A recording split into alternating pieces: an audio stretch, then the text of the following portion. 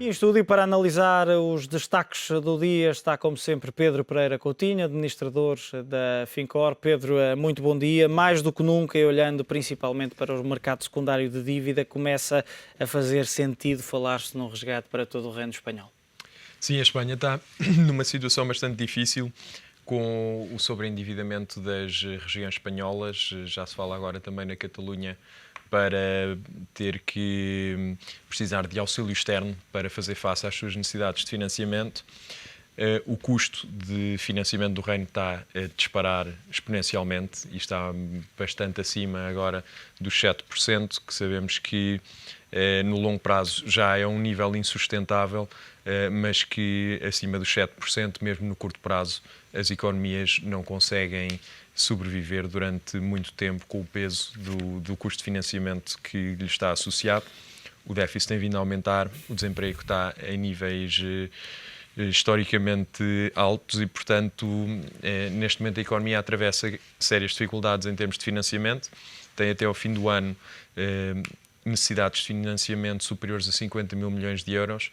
Tinha-se adiantado bastante no princípio do ano com as emissões de dívidas que fez, mas neste momento está atrasada em relação às necessidades de financiamento que tem e as condições de mercado não lhe estão a permitir obter o financiamento que necessita e, portanto... Vamos ter um verão quente, mais um. O verão vai ser bastante difícil e também em termos de liquidez, imediatamente a seguir ao verão, há testes importantes para a Espanha, que tem logo em outubro cerca de 20 mil milhões de dívida para refinanciar, que será um importante teste também à sua capacidade. Nessa altura ainda vai fazê-lo de forma isolada, acreditas que sim? Estamos a falar num período temporal muito curto. É verdade, mas também olhando para trás podemos ver a velocidade a que os acontecimentos decorrem e se compararmos, por exemplo, os juros, a questão hoje, a yield sobre as obrigações no mercado secundário hoje, por exemplo, há 10 anos víamos há pouco ultrapassar uns 7,7%, há 2 anos, e este é um fator que também marcou a Grécia, a Irlanda e Portugal, as maturidades mais curtas a ficarem mais elevadas do que as mais longas, mas neste caso ainda não está, mas há 2 anos, dizia eu, também muito próxima dos 7%, é insustentável. Espanha pensar a curto, médio prazo financiar-se com taxas a este nível.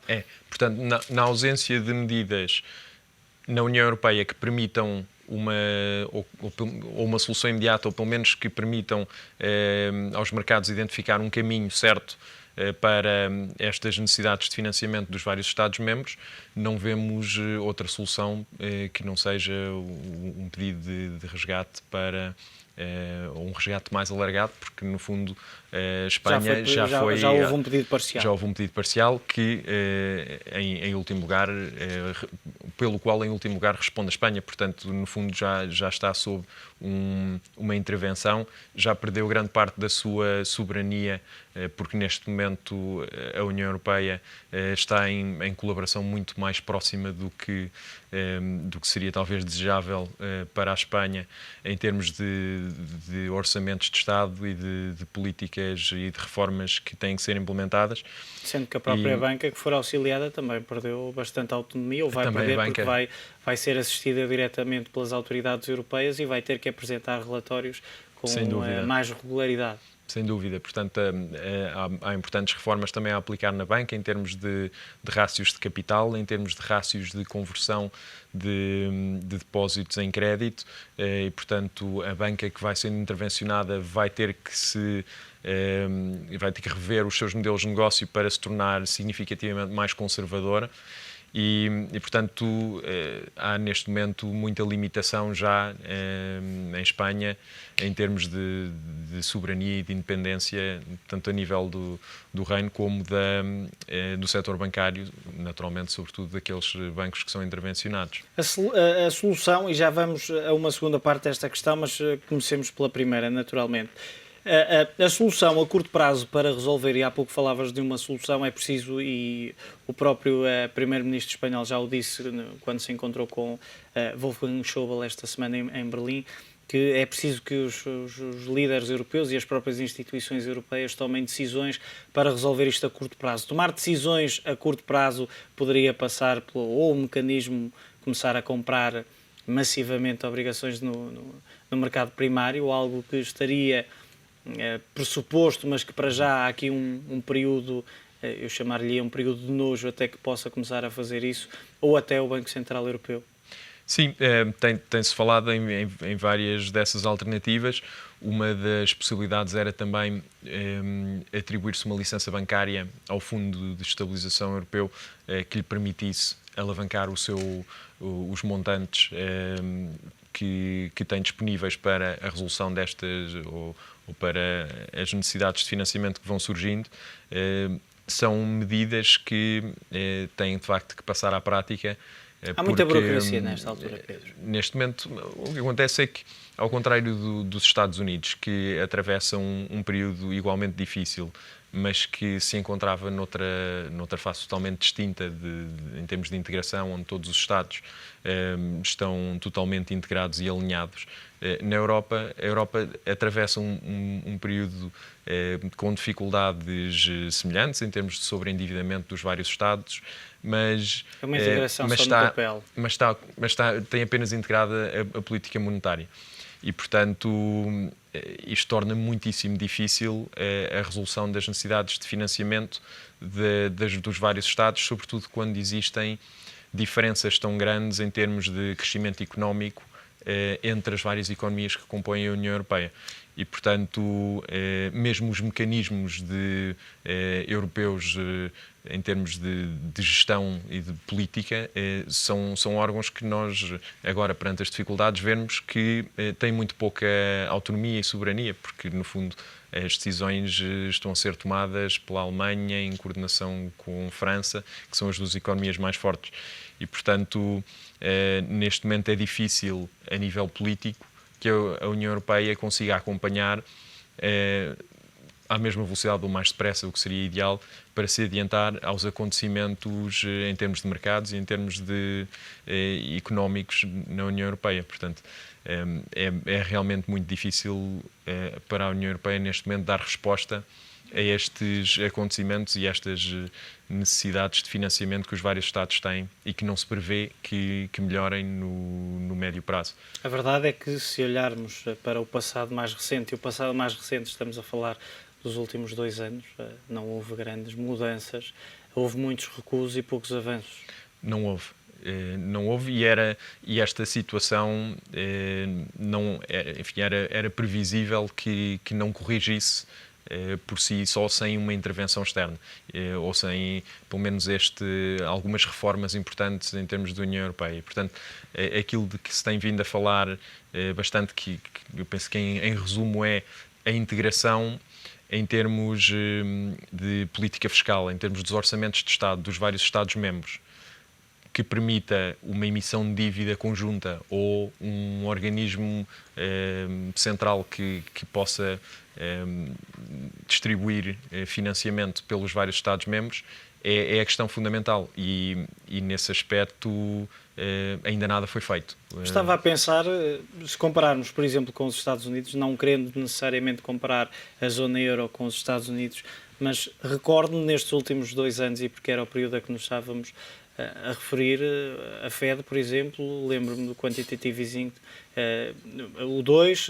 lembro-me da Operação Twist, por exemplo. Temos aqui, enquanto que na zona euro, aquilo a que fomos assistindo foi a uma redução das taxas de referência para os 17 da moeda única e pouco mais do que isso. Curiosamente, neste cenário que acabámos de descrever, o Banco Central Europeu é o mais conservador quando comparado com Estados Unidos, Reino Unido e zona euro.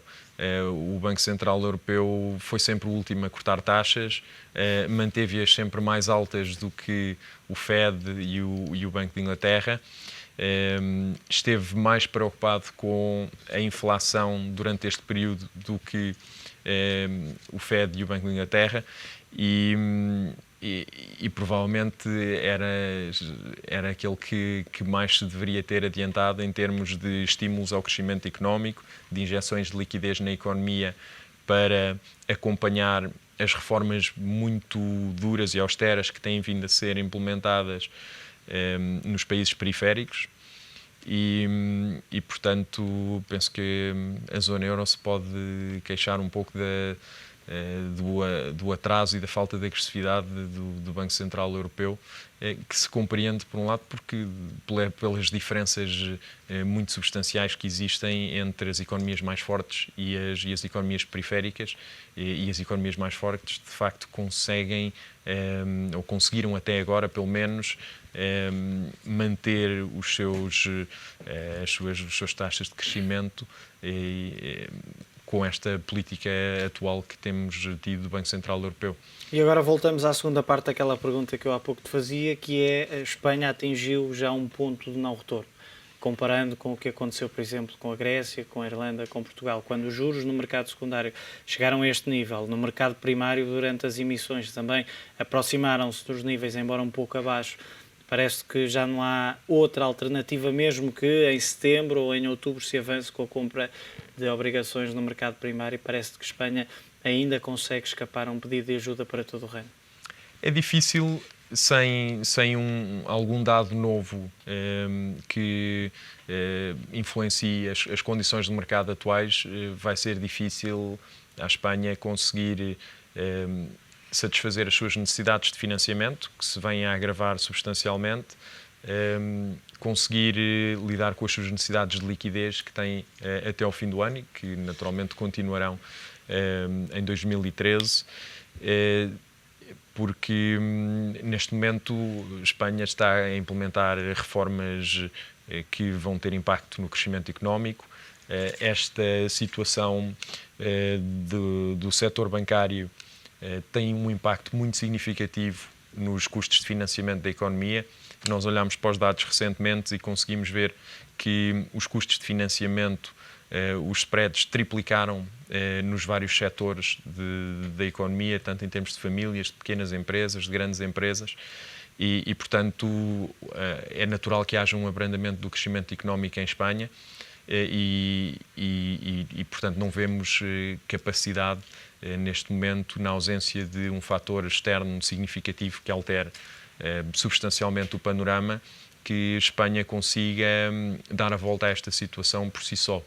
O mecanismo, e porque agora se fala na ajuda externa para todo o reino e naturalmente começam a surgir valores, 300 mil milhões de euros, o mecanismo europeu tem capacidade para suportar custos a este nível? Eu diria que o mais preocupante é no seguimento da evolução dos acontecimentos, quando chegamos a Espanha e às necessidades de um resgate a uma economia desta dimensão. Então, o efeito de contágio, e temos visto isto ao longo destes últimos anos, o efeito de contágio vai acelerando. Porque inicialmente, Itália... Pedro, se nos lembrarmos, a Grécia era vista como a ovelha negra, continua a ser de resto, mas era a única, estava isolada. Juntou-se a Irlanda, Portugal, e agora temos um dos países que é too big to fail e que também se arrisca a entrar no grupo. Exatamente, e o efeito de contágio acelera exponencialmente.